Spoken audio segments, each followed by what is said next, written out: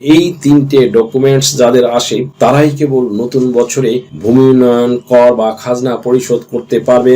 এর বাহিরে অন্য কেহ আর শত চেষ্টা করেও খাজনা পরিশোধ করতে পারবে না।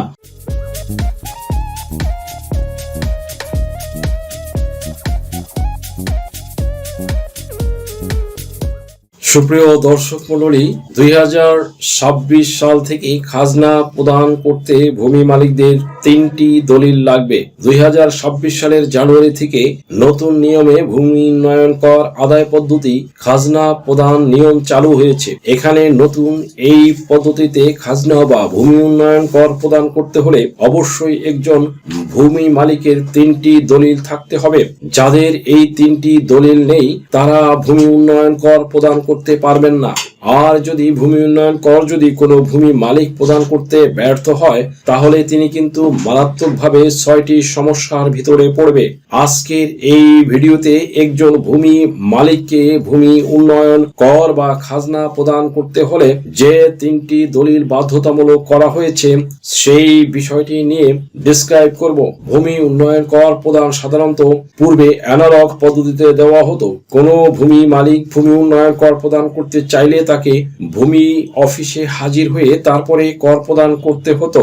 এখানে দেখা যেত একজন ভূমি মালিককে পদে পদে সমস্যার ভিতরে পড়তে হতো।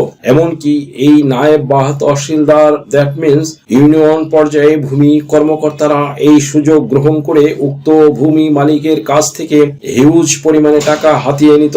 দেখা যেত যে কোনো ভূমির মালিকের ভূমি উন্নয়ন কর এসেছে 500 টাকা, সে ফর এক্সাম্পল, বাট তার থেকে 5000 টাকা নিয়ে নিত।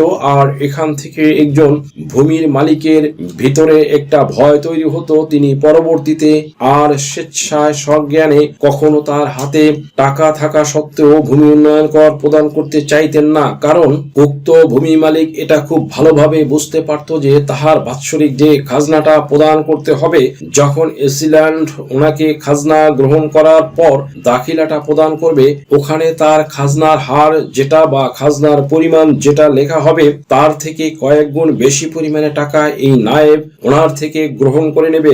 এখন এই যে একটা ভয় একজন ভূমি মালিকের ভিতরে চলে আসে, যার কারণে তিনি কিন্তু প্রতি বছর খাজনা বা ভূমি উন্নয়ন কর আর প্রদান করেন না। আর এভাবে দেখা যায় যে একজন ভূমি মালিক যেমন নিজেই ক্ষতিগ্রস্ত হয়, ঠিক তেমনি ভাবে সরকারও বড় ধরনের ক্ষতিগ্রস্ত হয়। তবে এখন ভূমি মালিকরা যেন প্রতি বছর তারা নির্বিঘ্নে কোনো ধরনের সমস্যা বা বাধা বিঘ্ন ছাড়া আর এমন নায়েব বা তহসিলদারদের কোনো ধরনের দুর্নীতিতে না পড়ে তারা যেন স্বচ্ছতার সাথে পরিমাণ মতো খাজনা পরিশোধ করতে পারে, এটা নিশ্চিত করার জন্যই ভূমি মন্ত্রণালয়ের পক্ষ থেকে এই নির্দেশনা প্রদান করা হয়েছে। যাদের এই 3টি দলিল থাকবে তারা এখন ভূমি উন্নয়ন কর বা খাজনা প্রদান করতে পারবে। এর বাহিরে অন্য কেউ আর খাজনা প্রদান করতে পারবে না। 2021 সালে সর্বপ্রথম ক্যাশলেস ভূমি উন্নয়ন কর ব্যবস্থা চালু করা হয়। এরপর 2024 সালে এটাকে আর একটু আপডেট করা হয়, অর্থাৎ শতভাগ ডিজিটালাইজেশন পদ্ধতিতে সশরীরে উপস্থিত না হয়ে অনলাইন প্ল্যাটফর্ম ইউজ করে কোনো একজন ভূমি মালিক তার জমির খাজনা ঘরে বসে প্রদান করতে পারবে। বাট এরপরে দেখা যায় যে শতভাগ ডিজিটালাইজেশনের কথা বললেও এখনো খাজনা আদায় পদ্ধতি বা ভূমি উন্নয়ন কর প্রদান শতভাগ ডিজিটালাইজেশন হয়নি। পদে পদে ফাঁক ফোকর ছিল, জাস্ট নামে ডিজিটালাইজেশনের কথা প্রচার করা হয়েছে।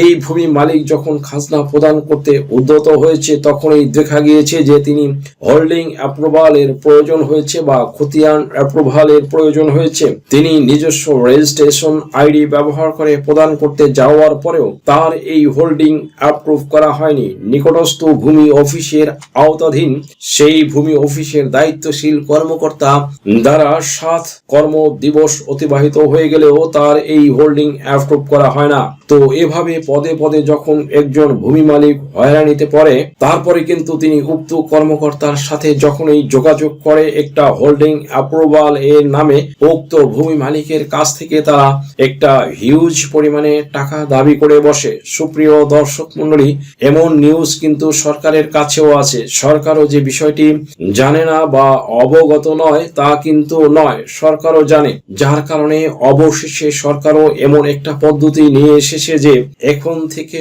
আর কোনো ভূমি মালিককে হোল্ডিং অ্যাপ্রুভালের জন্য কোনো ভূমি অফিসে যাওয়া লাগবে না। জাস্ট তিনি নিজের ঘরে বসেই খাজনা প্রদান করতে পারবেন, এবং এই খাজনা প্রদান করার ক্ষেত্রে ওনাকে কয়েকটা রুলস এন্ড রেগুলেশন মানতে হবে। তার ভিতরে এক নম্বর হচ্ছে, প্রথমত ফার্স্ট অফ অল, অবশ্যই যে ভূমি মালিক খাজনা প্রদান করবেন তার দলিলটা নামজারি করা থাকতে হবে। দেখা যায় যে অনেক ভূমি মালিক আছে, তিনি জমি ক্রয় করেছে বাট দলিলও তৈরি করেছে, দলিল রেজিস্ট্রেশন করেছে, তার এখন দলিল আছে, তিনি মনে করছে যে যখন আমার প্রয়োজন হবে আমি প্রয়োজনের সময় আবার দলিলটা আমি নামজারি করে নেব, খাজনা প্রদান করব। এখন মনে করুন সেফার ইমিডিয়েটলি তার জমি বিক্রয় করার দরকার। এমত অবস্থায় তার মনে হলো যে আসলে তো আমার জমির তো খাজনা প্রদান করা হয়নি, আর জমিটা যদি আমাকে বিক্রয় করতে হয় তাহলে তো অবশ্যই আমাকে খাজনা পরিশোধ করতে হবে, কিন্তু আমি তো এখনো গভর্নমেন্টকে খাজনাই দিইনি এই জমি ক্রয় করার পর থেকে। এরপর তাহার নিজের যখন প্রয়োজন দেখা দিয়েছে, উনি কিন্তু খাজনা প্রদান করতে উদ্যত গ্রহণ করেছে, তারপরও কি তিনি খাজনা দিতে পারবে না, কেননা তার তো দলিল থাকলেও নামজারি নাই। তাই অবশ্যই তার দলিলটা আগে নামজারি করে নিতে হবে। এখন তিনি নামজারি করে নিলেই কিন্তু নামজারি অনুযায়ী খাজনা প্রদান করার জন্য তিনি যদি আগ্রহ দেখান তাহলেই কেবল তিনি খাজনাটা প্রদান করতে পারবেন। তাহলে কোনো ভূমি মালিক যদি শুধুমাত্র দলিল অনুযায়ী খাজনা দিতে চায় তাহলে সেটা অ্যাপ্রুভ করা হবে না, অবশ্যই দলিলটা নামজারি বা মিউটেশন বা খারিজ করা থাকতে হবে। সুপ্রিয় দর্শক মন্ডলী, সেকেন্ড থিং, দ্বিতীয়ত, যিনি ক্রয় সূত্রে মালিক নয়, মানে যিনি উত্তরাধিকার সূত্রে মালিক, এখন যার কাছ থেকে সেই জমিটা মালিকানা পেয়েছে সেই ব্যক্তি যেহেতু মারা গিয়েছে, এই জমির মালিকানা তিনি বা তার অন্য ওয়ারিশরা পেয়েছেন, তিনি এখন এই সম্পত্তির খাজনা প্রদান করতে চায়। এটা কি সম্ভব?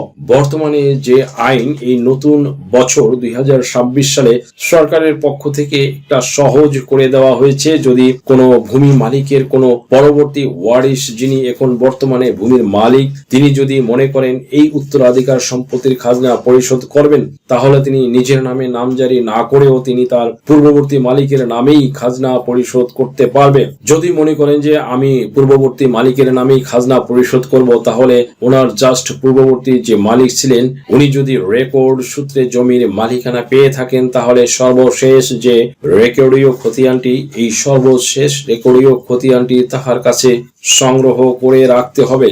এরপর তিনি এই রেকর্ডীয় খতিয়ান অনুসারে তিনি খাজনা পরিশোধ করতে পারবেন। কিন্তু দেখা যাচ্ছে যে তিনি রেকর্ডীয় খতিয়ান অনুযায়ী নয়, বরং তিনি নিজের রেকর্ডীয় খতিয়ানটি, যেহেতু তাহার পৈতৃক নাম রয়েছে, রেকর্ডীয় খতিয়ান তাহার পিতার নাম রয়েছে, ওই জায়গায় যেহেতু এখন তিনি উত্তরাধিকার সূত্রে মালিকানা পেয়েছেন, তাই তাহার নিজের নামে তিনি খাজনা প্রদান করতে পারবে। তাহলে এই ক্ষেত্রে তাকে যে কাজটি করতে হবে, এসিল্যান্ডের কাছে একটি ওয়ারিশান সনদ, মানে হচ্ছে চেয়ারম্যান কর্তৃক প্রদানকৃত একটি ওয়ারিশান সনদ অনুযায়ী তাকে নামজারির জন্য আবেদন করতে হবে। এখানে তিনি এককভাবে নামজারির জন্য আবেদন করতে হবে না, ওনারা যে কয়জন মিলিতভাবে মালিকানা পেয়েছে সেই কয়জন সম্মিলিতভাবে যখন নামজারির জন্য আবেদন করবে, তখন এসিল্যান্ড সাহেব ওনাদের নামজারির অ্যালাউ করবে এবং যৌথ খতিয়ানের ভিত্তিতে তাদের নামজারি প্রদান করবে। এই নামজারি খতিয়ান অনুযায়ী তাহারা যদি মনে করেন যে খাজনা প্রদান করবেন, তাহলে তাহারা অনলাইনে অর্থাৎ ঘরে বসেই খাজনা প্রদান করতে পারবে। কোথাও গিয়ে লাইনে দাঁড়িয়ে আর খাজনা প্রদান করতে হবে না, জাস্ট মোবাইল ফোন ব্যবহার করেও খাজনা পরিশোধ করতে পারবেন। আপনি দেখবেন যে নায়েব বা তহসিলদার তথা ইউনিয়ন পর্যায়ে যে ভূমি কর্মকর্তারা রয়েছে, তারা কিন্তু এখন দুর্নীতি করার আগে 10 বার তারা কিন্তু ভাবনা চিন্তা করে, কেননা তারা নিজেরাও জানে না যে সরকারের সোর্স গোয়েন্দা সংস্থা বা দুদক কর্মকর্তা কে কোথায় কখন ঘাপটি মেরে বসে আছে। এখন হাতে যে মোবাইল ফোন আছে, এই মোবাইল ফোন দিয়ে অনেকেই গোপনে ভিডিও করে নিচ্ছে, আর সেটাই কিন্তু এখন ভাইরাল হচ্ছে। তারপর দেখা যাবে যে ওই কর্মকর্তা শেষ পর্যন্ত শ্রীঘরে যেতে হচ্ছে, ইভেন কি তার চাকরি থাকছে না। এই ভয় থেকেই কিন্তু অনেক ভূমি কর্মকর্তা আছে, তারা এই ক্ষেত্রে সর্বোচ্চ সতর্কতা অবলম্বন করছে, ইভেন কি দুর্নীতি মুক্ত ভাবে সেবা প্রদান করে যাচ্ছে। আদারওয়াইজ আপনি যদি নিজে থেকেই বাসায় বসে আপনার রেজিস্ট্রেশন আইডি থেকে যদি আপনি খাজনা পরিশোধ করতে চান, তাহলে আপনি কিন্তু খাজনা পরিশোধ করতে পারবেন। এই ক্ষেত্রে আপনাকে www.land.gov.bd ওয়েবসাইটে প্রবেশ করতে হবে, অথবা ldtax.gov.bd এই ওয়েবসাইটে প্রবেশ করতে হবে। সুপ্রিয় দর্শক মন্ডলী, থার্ডলি অ্যান্ড অ্যাট লাস্ট কোনো ব্যক্তি যদি দখল সত্ত্বে জমির মালিকানা পেয়ে থাকে, তাহলে অবশ্যই উক্ত ব্যক্তি দখল সত্ত্বে কোর্ট থেকে রায় ও ডিক্রি প্রাপ্ত হয়ে জমির মালিকানা পেয়েছে, এই মর্মে রায় ও ডিক্রির কপি তার থাকা লাগবে। ইভেন কি এই রায়ের কপি সাথে থাকলেই হবে না, তিনি যে রায়ের কপিটা যে এলসিল্যান্ডের কাছে জমা দিয়েছে, নামজারি করে নিয়েছে, এই নামজারি খতিয়ানও থাকতে হবে। দ্যাট মিনস বর্তমানে 1908 সালের তামাদি আইনের 28 ধারা অনুযায়ী এখনো কিন্তু দখল সত্ত্বে জমির মালিকানা লাভ করার সুযোগ আছে। তবে এখন অনেক স্বচ্ছতা নিয়ে আসা হয়েছে।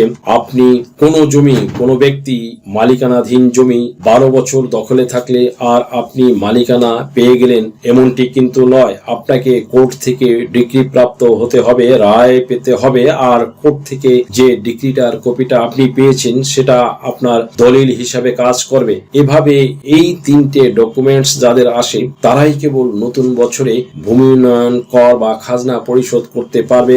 এর বাহিরে অন্য কেহ আর শত চেষ্টা করেও খাজনা পরিশোধ করতে পারবে না। সুপ্রিয় দর্শক মন্ডলী, আশা করি ভিডিওটি থেকে আপনারা সামান্যতম হলেও উপকৃত হয়েছেন। যদি ভিডিওটি আপনাদের সামান্যতম উপকারে আসে, তাহলে রিকোয়েস্ট করব চ্যানেলটি লাইক, শেয়ার, কমেন্টস এবং সাবস্ক্রাইব করে পাশে থাকা বেল বাটনটি প্রেস করে দিন, যাতে পরবর্তী ভিডিওর নোটিফিকেশনটি খুব সহজেই পেয়ে যান। সো আজকের মতো এখানেই শেষ করছি। দেখা হবে অন্য কোনো দিন, অন্য কোনো ভিডিওতে, অন্য কোনো আইনি কন্টেন্ট নিয়ে। সেই পর্যন্ত সকলে ভালো থাকুন, সুস্থ থাকুন, নিরাপদে থাকুন। আবারও সবাইকে ধন্যবাদ জানিয়ে এখানেই শেষ করছি। আল্লাহ হাফেজ।